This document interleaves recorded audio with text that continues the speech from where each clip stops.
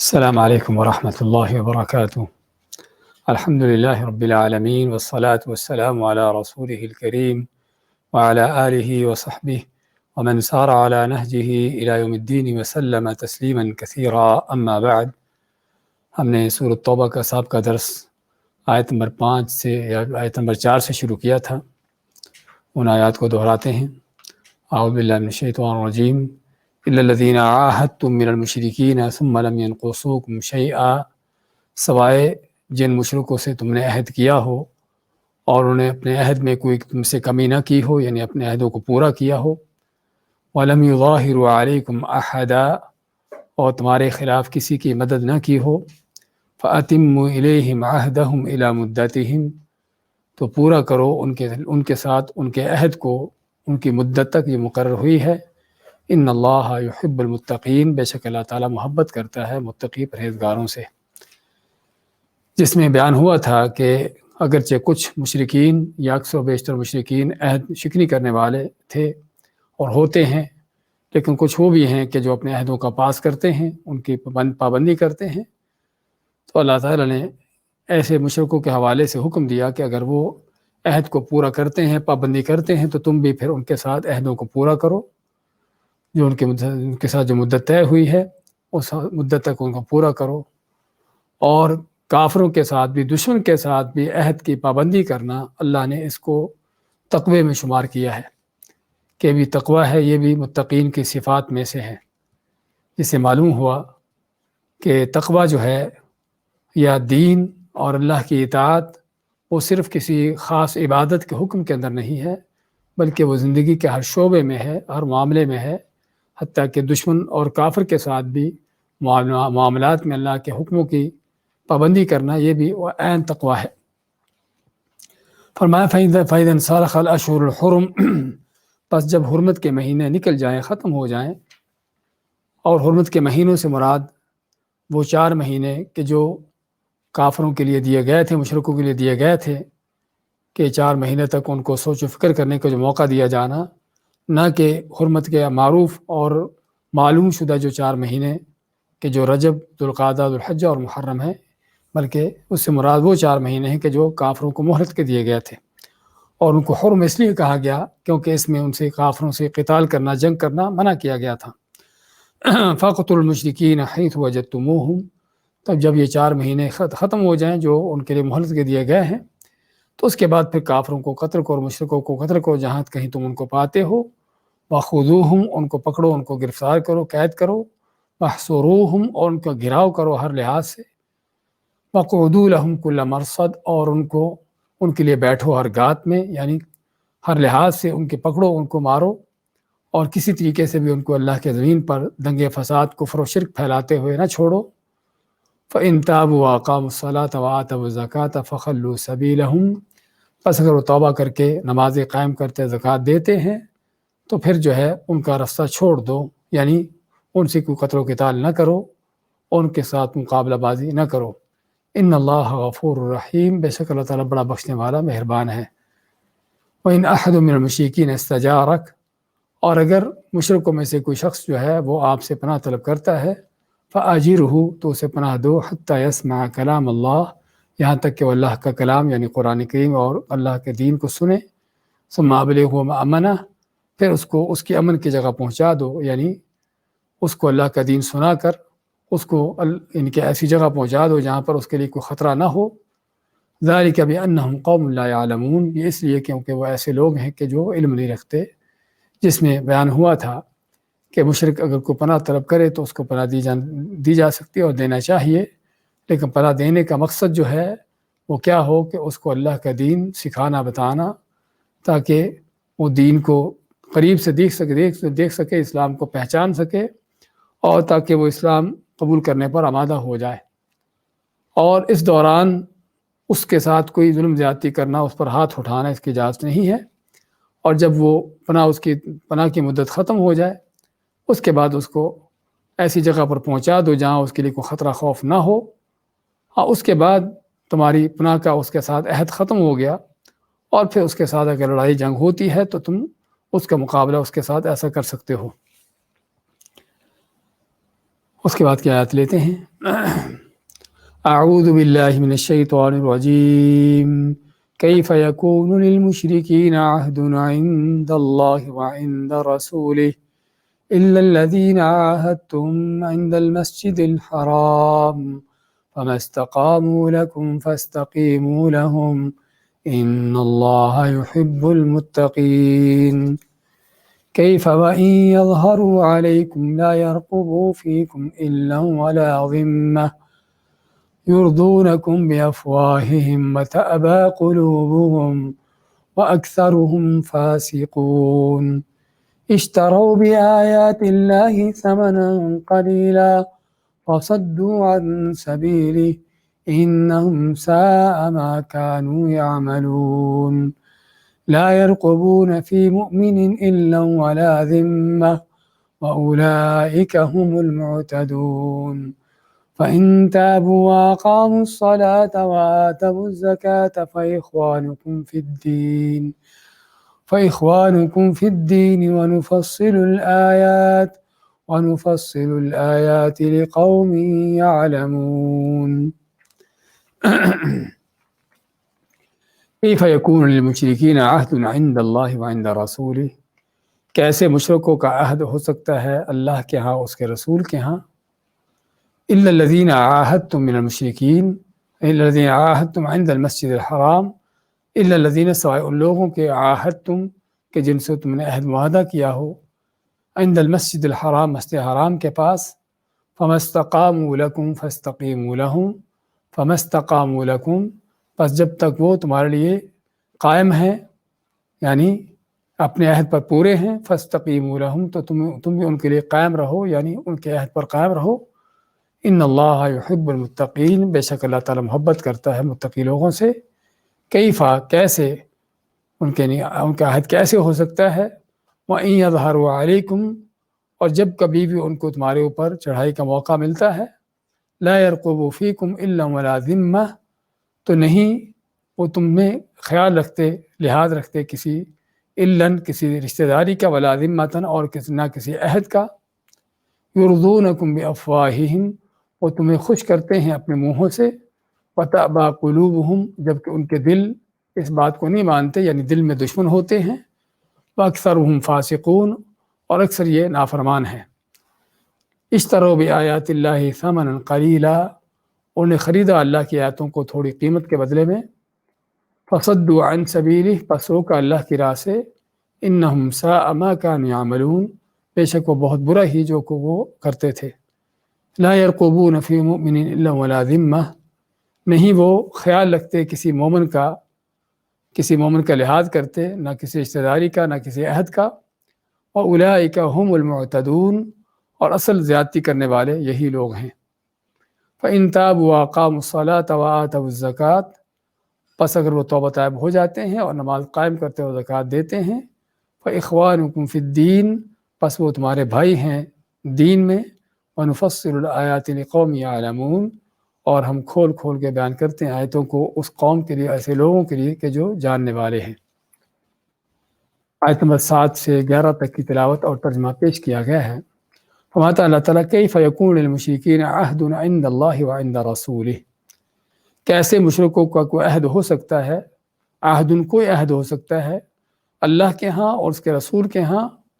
الا الذین عاہدتم عند المسجد الحرام، سوائے کہ جن سے تم نے عہد معاہدے کیے ہیں مسجد حرام کے پاس۔ تو اس میں مشرکین اور کافروں کے عہد نہ ہونے کی وجہ بیان کی ہے کہ مشرک اور کافر جو ہے اس کا تم سے مسلمانوں کے ساتھ کوئی عہد کیسے ہو سکتا ہے، کیسے وہ اپنے عہدوں کو پورا کر سکتے ہیں، کیسے وہ اپنے عہدوں کی پابندی کر سکتے ہیں، جب کہ وہ اپنے رب کائنات کے ساتھ جو ہے بدعہدی کر چکے ہیں اور کر رہے ہیں۔ کیا مطلب؟ کہ اپنے خالق اور مالک کی توحید کے خلاف شرک کر رہے ہیں، جو اللہ نے ان سے توحید کا عہد لیا ہوا ہے، اللہ اپنی عبادت کرنے کا، الست بربکم کے اس عہد کے اندر، اور جس توحید پر اللہ نے انسان کو پیدا کیا ہے، جس توحید کی فطرت پر، وہ اس فطرت کے خلاف چل رہے ہیں اور اپنے رب کے ساتھ کیے ہوئے عہد معاہدوں کے اس کے خلاف چل رہے، اس کے غداری اور بے وفائی کر رہے ہیں۔ تو جو انسان اس حد تک گرا ہوا ہو، وہ دوسرے لوگوں کے ساتھ، انسانوں کے ساتھ کیسے اپنے عہد پورے کرے گا؟ اور حقیقت میں یہ بہت ہی معنی خیز جملہ ہے کہ جسے سمجھنے کی ضرورت ہے۔ آج ہم بعض کافروں کو ان کے ظاہری اخلاق و کردار اور ظاہراً لوگوں کے ساتھ ان کا اچھا معاملہ اور کسی حد تک عہد کی پابندی اور وعدوں کا پورا کرنا اور ظاہراً کسی حد تک امانتداری سے ان کا پیش آنا، ان چیزوں کو دیکھ کر بڑے جو ہے وہ ان کافروں سے مرعوب ہوتے ہیں اور ان کافروں سے بڑے متاثر ہوتے ہیں کہ بڑا ان کا عظیم اخلاق ہے، اور بعض لوگوں کو دیکھتے ہیں کہ جو ان کی تعریفیں کرتے تھکتے نہیں ہیں، لیکن یہ نہیں سوچتے اس طرح کے احمق اور بیوقوف جو ان کی تعریفیں کرتے تھکتے نہیں ہیں کہ یہ کافر اپنے رب کا بے وفا ہے، اپنے رب سے کفر کر کے، اپنے رب سے شرک کر کے کس قدر اس نے غداری، بے وفائی، عہد شکنی اور ان چیزوں کا اس نے مظاہرہ کیا ہوا ہے۔ اب اس کے بعد چند چیزوں میں اس کا ظاہراً اخلاق و کردار کا پابندی کر لینا، کوئی عہد کی پابندی کر لینا، ہاں یہ کوئی عہد کی پابندیاں نہیں ہیں۔ تو اسی طرح کیف یکون للمشرکین عہد عند اللہ وعند رسولہ، کہ ان کافر و مشرکوں کا اللہ اس کے رسول کے ہاں کیسے کوئی عہد ہو سکتا ہے، کیسے اپنے عہد پر پورے ہو سکتے ہیں، کہ جبکہ ان کا شرک و کفر جو ہے وہی ان کے سب سے بڑے بے وفا ہونے کی، ان کے غدار اور ان کے جو ہے ان کی بے وفائی کی دلیل ہے، ان کی نمک حرامی کی دلیل ہے، کہ جس رب کائنات نے ان کو پیدا کرتے ہوئے ہی ان سے اپنی عبادت کا عہد لیا ہوا ہے، ان کی فطرت میں ہی توحید رکھی تھی، لیکن انہوں نے اس عہد کی بھی پابندی نہ کی، اس فطرت کے بھی خلاف چلے، اور نہ کہ صرف خلاف چلے بلکہ اللہ نے اس کے بعد بھی انبیاء رسولوں کو جو بھیجا، اپنی کتابیں نازل کی اپنا عہد یاد دلانے کے لیے، تو ان انبیاء کو بھی ان کی باتیں سننے کے لیے تیار نہ ہوئے، اللہ کی ان کتابوں کو بھی ماننے، ان کو جاننے کے لیے تیار نہ ہوئے۔ تو ایسے کافر مشرک، اس سے بڑھ کر ان کا اور بد عہدی کیا ہو سکتی ہے، ان کے اس سے بڑھ کر اور غداری کیا ہو سکتی ہے؟ تو اسی سے پتہ چلتا ہے کہ کافر مشرک چاہے ظاہراً کتنے بھی اچھے اخلاق و کردار کیوں نہ یعنی کہ ظاہر کرے، کیوں نہ ان چیزوں سے پیش آئے، اس کی رب کے ساتھ کفر جو ہے، اس اپنے رب کے ساتھ شرک کرنا ہی سب سے بڑی غداری ہے، کہ جس کے بعد کسی اور غداری کی گنجائش باقی نہیں رہتی۔ اور اس غداری کو ہمیشہ سامنے رکھنا چاہیے، اور صرف ظاہری بعض اوقات ان کے اخلاق و کردار سے دھوکہ کھانے کی ضرورت نہیں ہے۔ مَا إِلَّا الَّذِينَ عَاهَدتُّمْ عِندَ الْمَسْجِدِ الْحَرَامِ، سوائے ان مشرکوں کے جن سے تم نے معاہدہ کیا ہے، عہد کیا ہے مسجد حرام کے پاس۔ تو اس سے مراد کون ہیں؟ اس سے مراد صلح حدیبیہ ہے۔ عند المسجد الحرام سے مراد یعنی مسجد حرام کے پاس، اور حدیبیہ جو کہ حرم کی حدود پر ہے، اور جہاں پر رسول کریم صلی اللہ علیہ وسلم 6 ہجری کو آپ آئے تھے عمرہ کرنے کے لیے، اور آپ نے وہاں پر اپنے ساتھیوں کے ساتھ پڑاؤ ڈالا تھا، اور مکہ کے مشرکوں نے آپ کو مکہ میں داخل ہونے سے روک دیا، تو آپ نے پھر ان مشرکوں کے ساتھ، کافر مکہ والوں کے ساتھ آپ نے وہاں پر ان کے ساتھ معاہدات کیے۔ تو اور ان میں سے ایک معاہدہ یہ بھی تھا کہ 10 سال تک مسلمان اور مشرکین مکہ کے مشرک جو ہے، مکہ کے قریش جو ہیں، ان کا امن کا معاہدہ رہے گا، اور ایک دوسرے کے خلاف نہ یہ جنگ کریں گے، اور نہ ہی ایک دوسرے کے خلاف کسی کو اگر حملہ کرتے ہیں، کوئی حملہ آور ہوتا ہے ان کے حلیفوں میں سے، تو اس کی مدد کریں گے۔ یعنی ان مشرکین کے مکہ کا کوئی حلیف ہو یا مسلمانوں کا کوئی حلیف یعنی ان کا ساتھی ہو، اگر وہ بھی ایک دوسرے کے خلاف حملہ کرتے، چڑھائی کرتے ہیں، تو اس حالت میں بھی نہ مسلمان اپنے حلیف کی مدد کریں گے اور مشرکین مکہ اپنے حلیف کی مدد کریں گے۔ تو یہ وہ عہد معاہدہ جو اس حدیبیہ کی جگہ پر ہوا تھا، اور چونکہ جس طرح بتایا ہے کہ حدیبیہ حرم کی حدود پر ہے، اور رسول کریم صلی اللہ علیہ وسلم حرم کی حدود میں داخل ہوتے تھے، اور یہاں پر انہیں آپ نے مشرکوں سے معاہدہ کیا تھا، اس لیے فرمایا کہ عند المسجد الحرام، مسجد حرام کے پاس۔ تو مسجد حرام سے مراد یہاں پر اس کا معنی کیا ہوا کہ پورا حرم ہے، نہ کہ بیت اللہ کے پاس بنی ہوئی مسجد ہے، کیونکہ حدیبیہ یہ جگہ جہاں پر ہے مسجد حرام، جو بیت اللہ کے آس پاس بنی ہوئی مسجد ہے، وہاں پر تو نہیں پہنچی آپ کے زمانے میں، تو کیا پہنچنا، بلکہ آج تک بھی وہاں نہیں پہنچی، اور بہت دور ہے، یہ کئی میلوں کے فاصلے پر ہے حدیبیہ بیت اللہ سے۔ لیکن اس آیت سے معلوم ہوا کہ حرم کا سارا علاقہ ہی مسجد حرام کہلاتا ہے، اور یہ دلیل ہے ان علماء کی جو اس بات کے قائل ہیں کہ پورے حرم میں ہی ایک نماز پڑھنے کا لاکھ کا ثواب ملتا ہے۔ اور نبی اکرم صلی اللہ علیہ وسلم نے جو مسجد حرام میں جو نماز کی عبادت کی فضیلت بیان کی ہے، اس سے مراد جو ہے پورا حرم ہے، پورا حرم کا علاقہ ہے، کیونکہ اس آیت کی روح سے حرم کا علاقہ پورا کے پورے حرم کے علاقے کو مسجد حرام کا نام دیا گیا ہے۔ تو علی کل حال اس میں جس چیز کا بیان ہے وہ یہ ہے کہ آپ صلی اللہ علیہ وسلم کا جو کیا ہوا معاہدہ ہے مکہ کے مشرکین کے ساتھ جو آپ نے کیا تھا، اور جو معاہدہ حرم کی حدود پر یعنی کہ پیش آیا تھا، تو اس کے بارے میں اللہ فرماتا ہے الا الذین عاہدتم عند المسجد الحرام، سوائے ان لوگوں کے جن سے تم نے عہد معاہدہ کیا تھا مسجد حرام کے پاس یعنی حرم کی حدود پر، فما استقاموا لکم فاستقیموا لہم، تو جب تک وہ قائم ہے اپنے عہد پر، فاستقیموا لہم، تو تم بھی ان کے ساتھ اپنے عہد کو پورا کرو، اس عہد کے پورے اترو۔ یعنی مشرکین کے ساتھ جو معاہدہ کیا تھا 10 سال کے امن کا، آپس میں جنگ نہ کرنے کا، تو وہ جب تک وہ اس عہد پر قائم ہے تم بھی اس عہد پر قائم رہو۔ لیکن وہ کچھ عرصہ تک قائم رہے، اس کے بعد اپنے عہد کو انہوں نے توڑ دیا، اور توڑنے کا ہم نے جو سابقہ آیتوں میں ذکر کیا تھا کہ بنو بکر اور بنو خزاعہ بعض دروس میں بنو خزامہ کے نام سے ہم ذکر کرتے رہیں، خزامہ نہیں بلکہ بنو خزاعہ ہے۔ تو بنو بکر اور بنو خزاعہ دونوں قبیلے تھے عربوں کے جن کے آپس میں جو ہے وہ دشمنی تھی، اور بنو بکر جو ہے قریش کے ساتھ تھے، اور بنو خزاعہ جو ہے مسلمانوں کے ساتھ تھے۔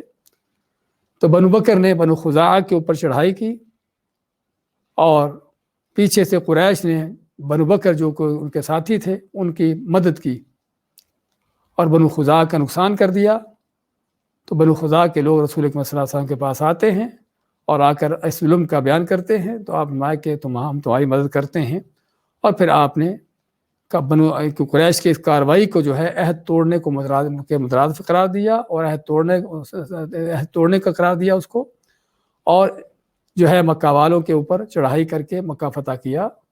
تو کہنے کا مقصد یہاں پر تو اللہ تعالیٰ کا فرمان ہے کہ جب تک قریش کے ساتھ جو کیا ہوا معاہدہ ہے جو حرم کی حدود پر کیا گیا تھا حدیبیہ کے موقع پر، تو جب تک یہ اپنے عہد پر قائم ہے تو تم بھی اپنے عہد پر قائم رہو۔ لیکن چونکہ انہوں نے اپنے عہد کو توڑا تو اللہ کے نبی صلی اللہ علیہ وسلم نے پھر مکہ پر حملہ کیا اور فتح کیا مکہ کو۔ ان اللہ یحب المتقین، بے شک اللہ تعالیٰ محبت کرتا ہے متقین سے۔ یہاں پر پھر اس صلح کے حوالے سے اور اس معاہدات کی پابندی کرنے کے حوالے سے اللہ نے جو فرمایا کہ ان اللہ یحب المتقین، کہ اللہ تعالیٰ متقین سے محبت کرتا ہے، پتہ چلتا ہے کہ کافروں کے ساتھ بھی، مشرکین کے ساتھ بھی، دشمنوں کے ساتھ بھی کیے ہوئے معاہدات کی پابندی کرنا یہ بھی تقویٰ میں سے ہے، اور جس سے معلوم ہوا کہ اللہ کا دین، اللہ کی شریعت، تقویٰ پرہیزگاری وہ صرف اور صرف کسی خاص عبادت میں نہیں، بلکہ یہ تقویٰ جو ہے انسان کی زندگی کے ہر شعبے سے تعلق رکھتا ہے، زندگی کے ہر معاملے سے تعلق رکھتا ہے، چاہے وہ مسلمانوں کے آپس کے معاملات ہوں یا مسلمانوں کے کافروں کے ساتھ بھی، دشمنوں کے ساتھ بھی معاملات ہوں، تو ان کی بھی پابندی، یعنی کہ عہدوں کی پابندی کرنا اور اللہ تعالیٰ کے حکموں کے مطابق چلنا، یہ بھی عین تقویٰ کا حصہ ہے۔ اس کے بعد ہمارا کیف وَإِن يَظْهَرُوا عَلَيْكُمْ وَلَا يَرْقُبُوا فِيكُمْ إِلًّا وَلَا ذِمَّةً، ان کا عہد کیسے ہو سکتا ہے، ان اپنے عہدوں پر پورے کیسے اتر سکتے ہیں، اور ان سے کیوں نہ برات کا اعلان کیا جائے۔ یہ کیفہ کا جو لفظ ہے یعنی استفہام اور سوال کے طور پر، کہ جس میں ساری چیزیں آتی ہیں، ایک تو مشرکین کے ساتھ کیے ہوئے معاہدات کہ مشرکین اپنے معاہدات پر کیسے پورے اتر سکتے ہیں، اور ایسے ہی ان مشرکوں کے ساتھ جو کیے ہوئے معاہدات ہیں کیوں نہ ان سے بری ہونے کا اعلان کیا جائے، کیوں نہ ان کو ختم کرنے کا اعلان کیا جائے۔ وَإِن يَظْهَرُوا عَلَيْكُمْ، جبکہ ان کا حال یہ ہے، اور اگر يَظْهَرُوا، ظَهَرَ يَظْهَرُ کے معنی غالب آ جانا، کہ اگر کبھی غالب آ جاتے ہیں تم پر، یعنی ان کو غلبہ حاصل ہو جاتا ہے، لَا يَرْقُبُوا فِيكُمْ إِلًّا وَلَا ذِمَّةً، تو نہیں ان کو خیال ہوتا، نہیں ان کو لحاظ ہوتا تمہارے بارے میں کسی رشتہ داری کا، کسی قرابت کا، اور نہ ہی کسی عہد کا، معاہدے کا۔ إِلًّا وَلَا ذِمَّةً ہم پہلے پڑھ چکے ہیں کہ إِلًّا کے معنی یعنی کہ کسی قرابت داری، رشتہ داری، اور ذمہ کے معنی کو عہد معاہدہ. تو جب تک یہ کمزور ہوتے ہیں اس وقت تک تمہارے سامنے جھکتے ہیں اور یردونکم بافواہہم، اپنے ہونٹوں زبانوں سے تم کو بڑا خوش کرنے کی باتیں کرتے ہیں. تو لیکن جب ان کا زور چلتا ہے، غلبہ ہوتا ہے، تو اس وقت جو ہے ان کو نہ کسی عہد معاہدے کا پاس ہوتا ہے اور نہ ہی کوئی کسی قرابتداری رشتہ داری کا لحاظ ہوتا ہے. پھر اپنے کفر بے ایمانی کی بنیاد پر جو ان سے ہو سکتا ہے وہ تمہارے نقصان کرنے کی پوری کوششیں کرتے ہیں. اور یہ ہے حقیقت میں ہر دور کے کافر کا حال، ہر دور کے مشرک کا حال، کہ جب وہ عام حالت میں ہوتے ہیں اور خصوصاً جب کمزوری کی حالت میں ہیں تو اس وقت جو ہے بڑے وہ میٹھی میٹھی باتیں کرنے والے اور بڑی وفاداری کے ان کے دوستی کے اظہار کرنے والے. لیکن جیسے ہی ان کو کوئی غلبہ حاصل ہوتا ہے، جیسے ان کا زور چلتا ہے،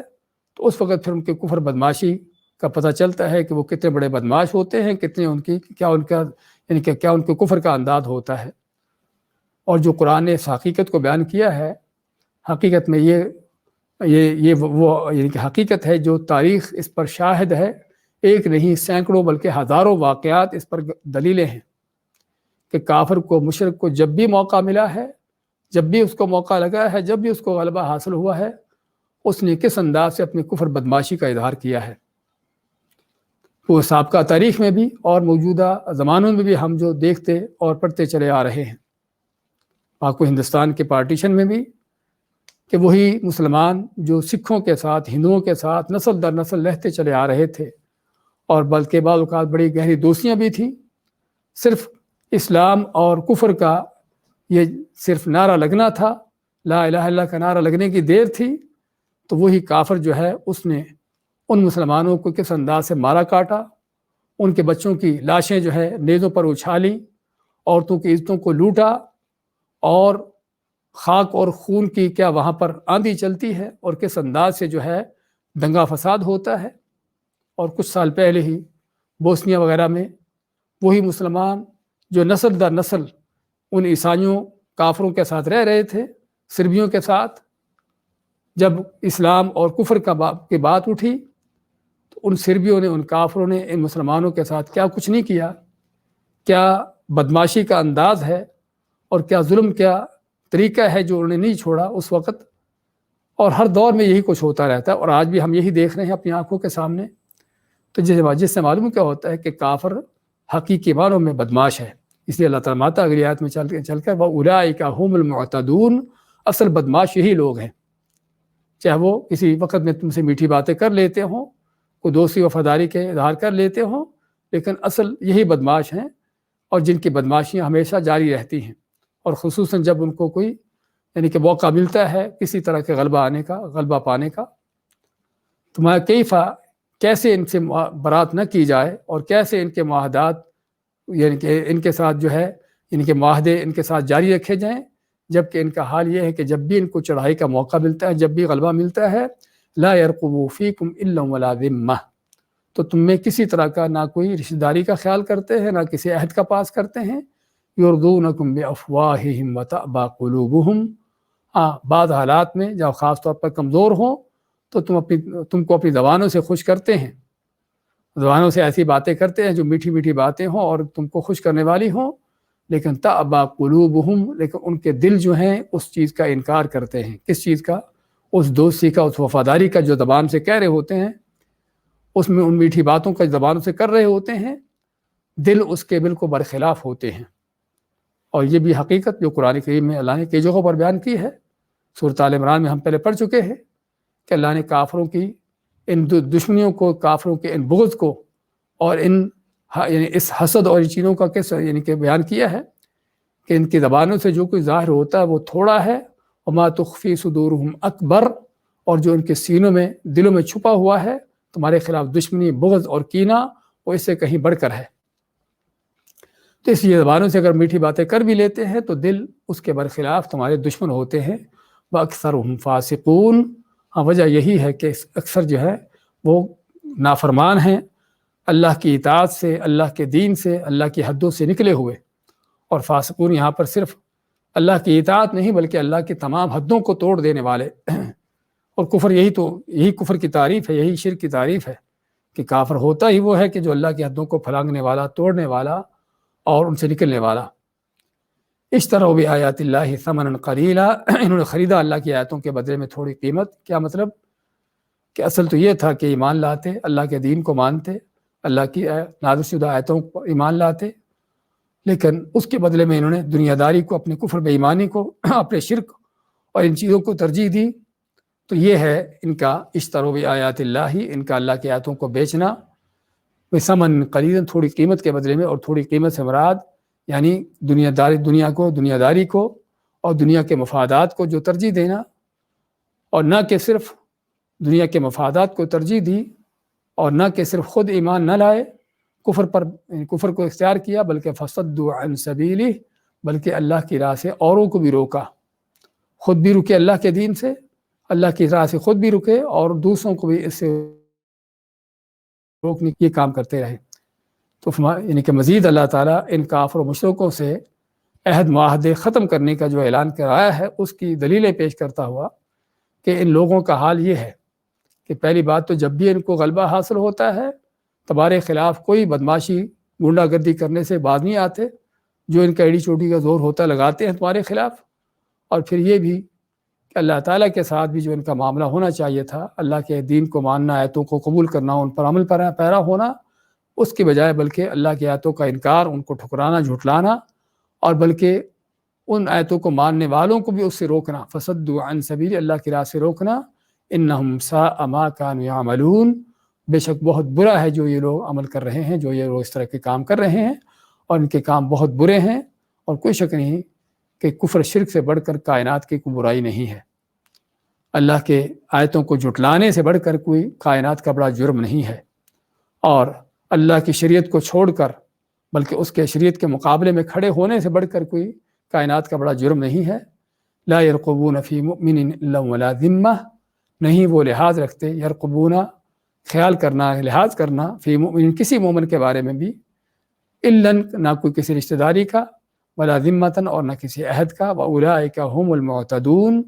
اور یہی وہ لوگ ہیں جو اصل زیادتیاں کرنے والے، حدوں سے بڑھنے والے اور بدماشی کرنے والے ہیں۔ تو یہ کیا سابقہ آیت کی تاکید ہے؟ آیت نمبر 8 میں جو اللہ نے فرمایا لا يرقبون فیکم الا ولا ذمہ،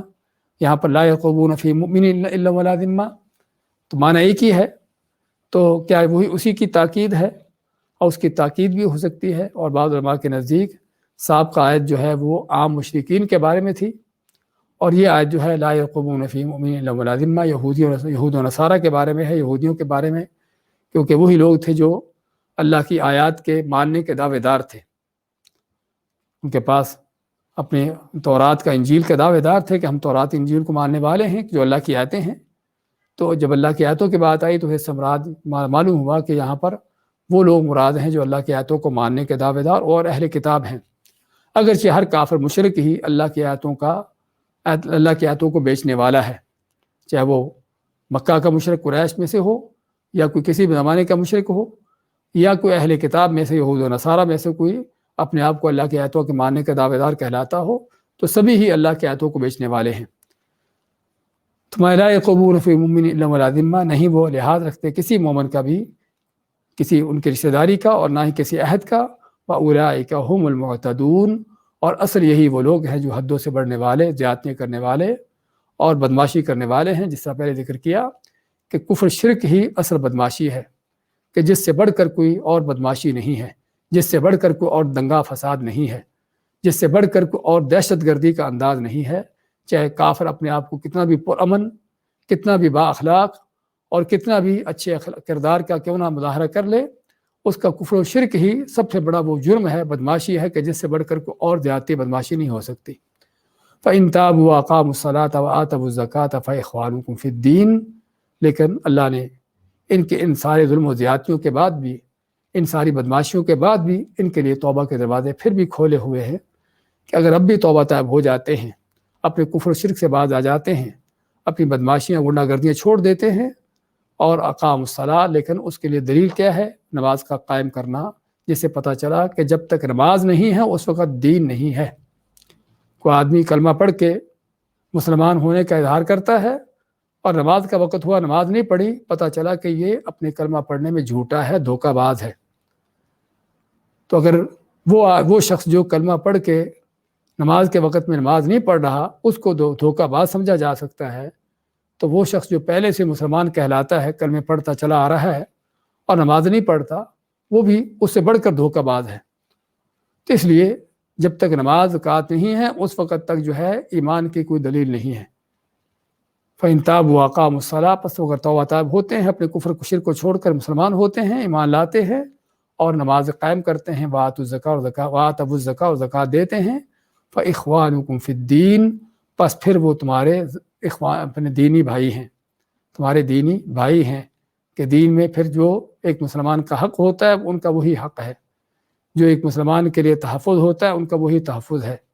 جو ایک مسلمان کے لیے عزت و احترام ہوتا ہے ان کے لیے پھر وہی سارا عزت و احترام ہے، اگر وہ مسلمان ہو جاتے ہیں، نماز قائم کرتے اور زکوٰۃ دیتے ہیں۔ اور اس کا معنی یہ ہوا کہ مسلمان ہونے کا دعویٰ کر دیا، نماز نہیں پڑھی، زکوٰۃ نہیں دی، تو پھر بھی ان کے اس ایمان کا کوئی اعتبار نہیں، نہ وہ تمہارے دینی بھائی ہیں، نہ وہ تمہارے ان کے درمیان کو دینی اخوت ہے۔ وہ اخوت اسی وقت ہوگی کہ جب وہ صحیح معنوں میں مسلمان ہوگا، دین پر قائم ہو کر نماز پڑھے اور زکوٰۃ کے ان معاملات پر چلیں گے۔ وَنُفَصِّلُ الْآيَاتِ لِقَوْمٍ يَعْلَمُونَ، اور ہم کھول کھول کے بیان کرتے ہیں آیتوں کو، قرآن کریم کی آیات ہوں، اللہ کے احکام ہوں، اللہ کی نشانیاں ہوں، تو ہم آیتوں کو کھول کھول کر بیان کرتے ہیں لِقَوْمٍ يَعْلَمُونَ، ان لوگوں کے لیے جو علم رکھنے والے ہیں۔ اور یہ فرمایا کہ لِقَوْمٍ يَعْلَمُونَ، کیونکہ ان آیتوں سے فائدہ وہی اٹھاتے ہیں کہ جو ان آیتوں کو سمجھتے ہیں، ان کا علم حاصل کر کے ان کو جانتے ہیں، ان پر غور و فکر کرتے ہیں۔ جن کو سننے ہی کی توفیق نہیں ہے اور نہ سمجھنے کی توفیق ہے، وہ نہ عمل کریں گے اور نہ ہی ان آیتوں سے ان کو فائدہ ہو سکتا ہے۔ جس سے پتہ چلا کہ اللہ تعالیٰ کی آیتوں کا حق ہے کہ ان کو سنا جائے، ان کو سیکھا جائے، ان کو پڑھا جائے اور ان کو سمجھ کر ان پر عمل پیرا ہوا جائے۔ دوبارہ دیکھیں آج کیا کہتے ہیں، کیف یکون للمشرکین عہد عند اللہ وعند رسولہ، کیسے مشرکوں کو عہد معاہدہ رہ سکتا ہے اللہ کے ہاں، اس کے رسول کے ہاں، الا الذین عاہدتم عند المسجد الحرام، سوائے ان مشرکوں کے، ان کافروں کے جن سے تم نے معاہدہ کیا مسجد حرام کے پاس یعنی حدیبیہ کی جگہ پر، فما استقاموا لکم فاستقیموا لہم، جب تک وہ تمہارے لیے قائم ہے تو تم بھی ان کے لیے قائم رہو۔ ان اللہ یحب المتقین، بے شک اللہ تعالیٰ محبت کرتا ہے متقی پرہیزگار لوگوں سے۔ کیفا، کیسے ہو سکتے ہیں ان کے عہد معاہدے اور کیسے ان کے ساتھ یعنی کہ ان کے معاہدات باقی رہیں۔ وَإِن يَظْهَرُوا عَلَيْكُمْ، جبکہ ان کا حال یہ ہے کہ جب بھی وہ تم پر غالب آتے ہیں، لا يرقبوا فيكم الا ولا ذمہ، تو نہیں تم میں خیال رکھتے، لحاظ رکھتے کسی رشتہ داری کا اور نہ کسی عہد معاہدے کا۔ يرضونكم بأفواههم، وہ تم کو خوش کرتے اپنے منہوں سے، وتأبى قلوبهم، لیکن ان کے دل اس کا انکار کر رہے ہوتے ہیں، یعنی اس کے برخلاف ہوتے ہیں۔ وأكثرهم فاسقون، اور اکثر جو ہیں وہ نافرمان ہیں۔ اشتروا بآیات اللہ ثمنا قلیلا، انہوں نے خریدا اللہ تعالیٰ کی آیاتوں کے بدلے میں تھوڑی قیمت لی۔ فصدوا عن سبیل، پس روکا اللہ کی راہ سے۔ انہم ساء ما كانوا يعملون، بے شک بہت برا جو یہ لوگ عمل کر رہے تھے۔ لا يرقبون في مؤمن الا ولا ذمہ، نہیں خیال رکھتے کسی مومن کے کسی نہ رشتہ داری کا اور نہ ہی کسی عہد کا۔ واولئک هم المعتدون، اور یہی وہ لوگ ہیں جو حقیقت میں حدوں سے بڑھنے والے، زیادتی کرنے والے ہیں۔ فإن تابوا وأقاموا الصلاة وآتوا الزکاة، پس اگر وہ توبہ طائب ہوتے ہیں اور نماز قائم کرتے ہیں اور زکوٰۃ دیتے ہیں، فإخوانکم فی الدین، پس وہ تمہارے پھر دینی بھائی ہیں۔ ونفصل الآیات لقوم یعلمون، اور ہم کھول کھول کے بیان کرتے ہیں آیتوں کو ایسی قوم کے لیے کہ جو علم رکھنے والے، جاننے والے ہیں۔ بارک اللہ فیکم۔